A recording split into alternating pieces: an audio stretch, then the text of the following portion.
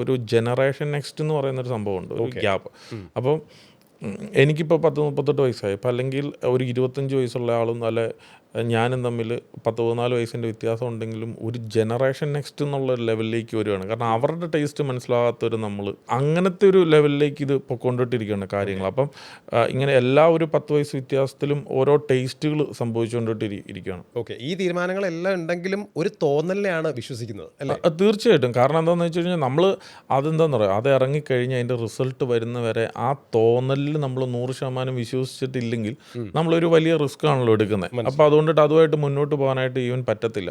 പിന്നെ ഈ സിനിമ നമ്മൾ വൺസ് ഓണ് ആക്കി കഴിഞ്ഞു കഴിഞ്ഞാൽ ഇതുമായിട്ട് റിലേറ്റഡ് ആയിട്ടുള്ള മുഴുവൻ ആൾക്കാർ പോസിറ്റീവ് മാത്രമാണ് തരുന്നത്. വൺസ് അവരെല്ലാം കമ്മിറ്റ് ചെയ്ത് കഴിഞ്ഞ് കഴിഞ്ഞാൽ അതേടെ അടിപൊളിയായിട്ട് വന്നിട്ടുണ്ട് കേട്ടോ, ഓ ഇത് ബെസ്റ്റ് സ്ക്രിപ്റ്റ് കേട്ടോ, ഇത് അടിക്കാൻ ചാൻസ് ഉള്ളതാണ് കേട്ടോ എന്നുള്ള സംഭവങ്ങൾ മാത്രമാണ് നമ്മൾ കേൾക്കുന്നത്. അപ്പം ആ ഒരു കേൾവിയാണ് നമ്മളെ ഇപ്പം ഇല്ലാത്ത പൈസയും കൂടെ ഉണ്ടാക്കിച്ച് നമ്മളെ സിനിമ കംപ്ലീറ്റ് ചെയ്യിപ്പിക്കുന്നത്, സിനിമ നമ്മൾ പുറത്തിറക്കുന്നതും അത് മാർക്കറ്റ് ചെയ്യിപ്പിക്കുന്നതെല്ലാം ഇങ്ങനത്തെ കേൾവികളാണ് നമ്മളെ, ഇങ്ങനത്തെ സപ്പോർട്ടുകളാണ്. നേരെ മറിച്ച് ഇതൊരു 10 പേര് അതിൻ്റെ ആവശ്യം ഉണ്ടായിരുന്നു, അതൊരു കൊള്ളത്തില്ലാത്ത സിനിമ അത്ത കയറി കൈ തൊട്ടു. അപ്പോൾ ഇങ്ങനെ നമ്മൾ കേൾക്കുന്നെങ്കിൽ നമ്മളൊരു മൊമെൻറ്റ് കഴിയുമ്പോഴത്തേനും ഓക്കെ എന്തിനാണ് എന്നാൽ വേട്ട നമ്മൾ കൺഫ്യൂഷൻ മോഡിൽ വരും.